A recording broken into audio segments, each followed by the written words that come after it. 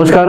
Live मराठीच्या स्टुडिओमध्ये आज 27 फेब्रुवारीच्या मराठी भाषा गौरव दिनानिमित्त विवा शिरवाडकर तथा कुसुमाग्रज यांचा जन्मदिन महाराष्ट्र शासनाच्या वतीने मराठी भाषा गौरव दिन म्हणून साजरा केला जातो. या पार्श्वभूमीवर शैक्षणिक क्षेत्रातील प्रदीर्घ योगदानानंतर गेली 20 वर्ष ग्रंथदान चळवळीत एकंड्या शिलेदाराप्रमाणे कार्यरत असलेले आणि कवी, लेखक, पत्रकार, प्रकाशक आणि शालेय ग्रंथालय समृद्ध व्हावेत या ध्यासाने कार्यरत असलेले ग्रंथदान करणारे जीवनराव साळुंखे सर आपल्या स्टुडिओमध्ये आलेले. सर, तुमचं स्वागत. हा जो आपला दिवस साजरा होतो मराठी भाषा गौरव दिन, याची काय नेमकी पार्श्वभूमी? नमस्कार. मराठी भाषा गौरव दिनाच्या पार्श्वभूमीवर लाईव्ह मराठीनं माझ्याशी संवाद साधण्याचा हा जो प्रयत्न केलेला आहे त्याबद्दल मी संपूर्ण लाईव्ह मराठीच्या टीमला मनापासून धन्यवाद देतो. खरं तर राज्य शासनानं 27 फेब्रुवारी हा थोर साहित्यिक आणि ज्ञानपीठ पुरस्कार प्राप्त कवी कुसुमाग्रज तथा नाटककार आणि साहित्यिक विवा शिरवाडकर यांच्या जन्मदिनाचं औचित्य साधून हा दिवस साजरा केला जातो. या सगळ्या पार्श्वभूमीवर मराठी भाषा गौरव दिन साजरा करत असताना मराठी भाषेची समृद्धी आणि तिची आजपर्यंतची वाटचाल आणि या पुढच्या काळात मराठी भाषेच्या विकासासाठी आपल्याला जे जे काही करायचं आहे त्याचा एक विकासात्मक असा आराखडा घेऊन आता सगळ्यांनी वाटचाल करण्याची आवश्यकता आहे. हे सगळं मी सांगत असताना मला आणखी एक गोष्ट आवर्जून सांगितली पाहिजे की गेल्या वर्षी आपल्याला माहित आहे 3 ऑक्टोबर 2024 रोजी केंद्र सरकारनं मराठी भाषेला अभिजात भाषेचा दर्जा दिला. एका अर्थानं आपल्या मराठी भाषेचा हा फार मोठा गौरव आहे, पण त्याचबरोबर मराठी भाषिक म्हणून तमाम मराठी बोलणाऱ्यांची, महाराष्ट्रीयन लोकांची ही फार मोठी जबाबदारी वाढलेली आहे. याचं कारण ही मराठी भाषा समृद्ध करण्याचं किंवा तिचं वैभव अखंड ठेवण्याचं काम हे काही ठराविक लोकांचं किंवा ठराविक वर्गाचं ती काम नाहीये. त्यासाठी सगळ्यांनीच सामूहिक प्रयत्न केले पाहिजे. आणि हे सामूहिक प्रयत्न करत असताना मी सातत्यानं आवर्जून सांगत आलो की मराठी भाषेचं वैभव वाढवण्यासाठी पहिल्यांदा आपण वाचन संस्कृती वाढवली पाहिजे. मराठी भाषेतली पुस्तकं आपण आवर्जून वाचली पाहिजे. हे वाचत राहिलो तरच मराठी भाषेचं वैभव वाढणार आहे. या सर्व पार्श्वभूमीवर आता दिल्लीमध्ये साहित्य संमेलन आहे किंवा ते संपन्न झालेलं आहे. तर अभिजित भाषेचा दर्जा मिळाल्यानंतर 98 साहित्य संमेलन झालेलं आहे. साहित्य संमेलनाची एक मोठी परंपरा आता 100ला 2 कमी आहेत ही मराठी भाषेतच आहे. आणि अगदी लहानपणापासून विद्यार्थी दशेपासून तुम्ही या सगळ्या संमेलनाशी संबंधित आहेत. तुमचा या सगळ्याचा काय अनुभव आहे? तुम्हाला एक सांगतो, फार चांगला मुद्दा तुम्ही घेतला. एवढ्यासाठी फक्त आणि फक्त मराठी भाषेमध्ये साहित्य संमेलन होतात.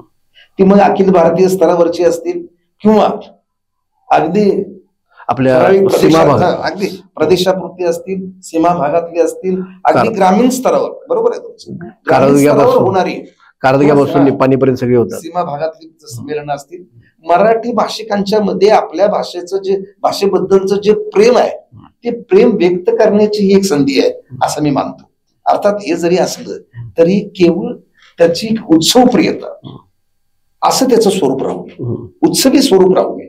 त्यातून काहीतरी आपल्या हाती म्हणजे त्या संमेलनामध्ये सहभागी होणाऱ्यांना, त्या संमेलनाचा लाभ घेणाऱ्यांना, ते संमेलन बघणाऱ्यांना सुद्धा त्याचा निश्चित स्वरूपात फायदा झाला पाहिजे. आणि म्हणून मराठी भाषेत प्रसिद्ध होणारं साहित्य, मराठी भाषेतली दैनिक आपण सगळ्यांनीच आवर्जून वाचली पाहिजे. दुर्दैवानं आपल्याला काय परिस्थिती दिसते, आपल्याकडं वाचणारा जो वर्ग आहे आपण ज्याला सुशिक्षित म्हणतो तो कोणता वर्ग आहे? तर तो एक विद्यार्थी, शिक्षक, या क्षेत्रात काम करणारे घटक, संशोधक आणि समाजातले मान्यवर लोक. पण माझ्यासारख्याचं म्हणणं असं आहे त्या क्रमिक पुस्तकापुरतं किंवा आपल्या विषयापुरतं वाचन होता कामा नये. असं सर्वांगीण वाचन झालं पाहिजे की ज्यामुळं आपल्या मराठी भाषेला जो दर्जा प्राप्त झालेला आहे तो दर्जा कायम ठेवला पाहिजे. आणि एक हा दर्जा कायम ठेवणं हे फक्त वाचनातून शक्य आहे.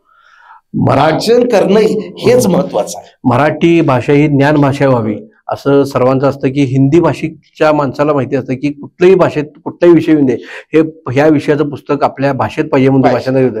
अगदी बॉडी लँग्वेज देहबोलीसारखं एखादं दुसरं पुस्तक मराठीमध्ये आहे तर त्याच्यावर विपुल असं साहित्य आलं पाहिजे आणि ही ज्ञान भाषा व्हायला पाहिजे. आणि मधुशाळासारखी कविता तिथला रिक्षावाला हिंदी भाषिक अगदी मस्त म्हणतो तर इतकं मराठी हिंदी तिथं झिरपलेलं आहे.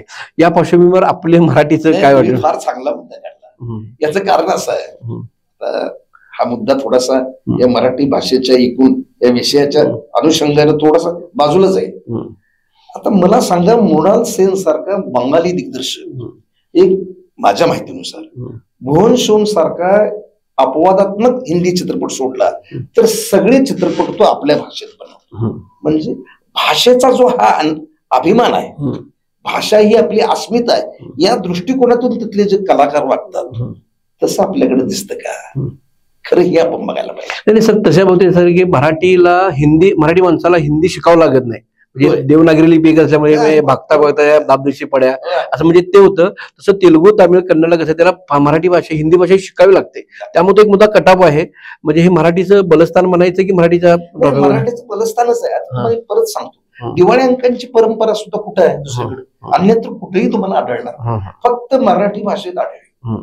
म्हणजे हा सुद्धा आपल्या मराठी भाषेचा वैभवाचा भाग आहे, खजिना आहे तो. त्या मराठी भाषेतली अनेक नामवंत साहित्यिक हे खऱ्या अर्थानं लिहिते झाले ते दिवाळी अंकातून. म्हणजे दिवाळी अंकांचं महत्व कधीच कमी होणार नाही. आणि माझ्यासारख्याला तर असं वाटतं की दिवाळी अंकांचं महत्व कमीच होऊ नये. अर्थात त्यासाठी मराठी वाचकांची, मराठी भाषिकांची जबाबदारी एवढ्यासाठीच आहे की आपण प्रत्येक दिवाळीला, सणासुदीला 2-3 दिवाळी अंक घेऊन वाचले पाहिजे. एखादा तरी दिवाळी अंक तुम्ही विकत घेतला पाहिजे. आणि खऱ्या अर्थानं आता मराठी भाषेचा जेव्हा आपण आता हा गौरव दिन साजरा करतो किंवा तो आता नजीकच्या काळामध्ये 1 मेला मराठी भाषा दिन आहे, 15 ऑक्टोबरला आपला मराठी प्रेरणा दिन आहे. आता हे सगळे दिवस विशेष दिन म्हणून जेव्हा आपण साजरे करतो तेव्हा एक गोष्ट आपण आवर्जून केली पाहिजे, मनाशी ठरवली पाहिजे, आणि ती म्हणजे मी मराठी भाषेचं वाचन करणार, मराठी भाषेतली पुस्तकं विकत घेणार, इतरांना वाचायला प्रेरणा देणार, प्रवृत्त करणार. आणि ह्या गोष्टी सगळ्या मनापासून झाल्या पाहिजेत. आपल्याकडे होतंय का, सगळ्या गोष्टी आपण शोबाच करतो. म्हणजे शासनाचं परिपत्रक आलं म्हणून करायचं, शासनानं अशा पद्धतीनं आम्हाला ऑर्डर दिली किंवा फतवा काढला म्हणून करायचं, असं नको. यामध्ये जुलमानं केल्यासारखं नको, मनापासून झालं पाहिजे. आणि म्हणून ही जबाबदारी जास्तीत जास्त ही विद्यार्थ्यांच्यावर जशी आहे, पालकांच्यावर जशी आहे, शिक्षकांच्यावर जशी आहे, तशी समाजातल्या सर्व मान्यवर घटकांच्यावर सुद्धा आहे. आपल्या नेते मंडळींनी सुद्धा, राजकीय पुढाऱ्यांनी सुद्धा वाचन संस्कृती वाढवण्यासाठी अतिशय मनापासून प्रयत्न करायला पाहिजे. कारण सत्ता हे त्यांच्याकडे एक साधन असं आहे की त्या साधनाच्या माध्यमातून किंवा त्या साधनाद्वारे ती मराठी भाषेला खऱ्या अर्थानं चांगलं स्वरूप देऊ शकतात. म्हणजे आज जी वाचनाची उपेक्षा होते, मराठी पुस्तकांची उपेक्षा होते, ते आपल्याला टाळता येईल.